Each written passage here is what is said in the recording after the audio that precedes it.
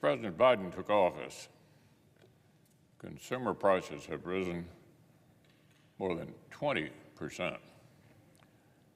The nation hasn't seen this sort of persistent drain on our economy since the Carter administration. And the Biden administration is desperate to avoid the obvious comparison to the stagflation back in the 1970s. The White House recently asserted that, quote, President Biden's top priority is beating inflation, which is why he has taken historic action. Well, that begs the question, which historic action are we talking about here? Is the administration referring to the time it invited historic inflation over the warnings of top liberal economists like Larry Summers?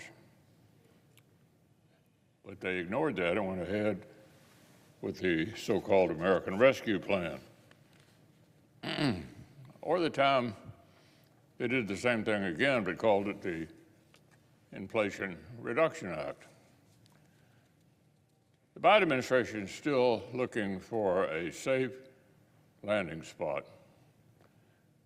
and liberal commentators are literally tying themselves in knots. One liberal editorial board recently suggested that since employment and consumption levels are steady, quote, people will start to notice and the vibes will also return to normal levels.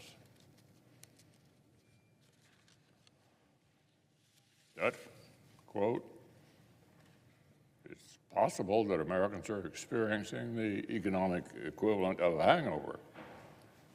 So, Mr. President, that's just utter nonsense. And it's not fooling anyone who actually has to balance a family budget.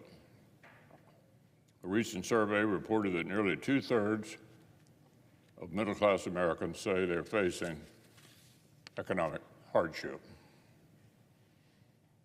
Numbers don't lie.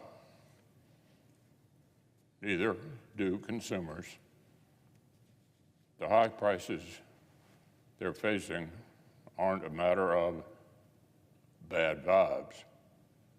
They're the predictable and avoidable consequences of Bidenomics.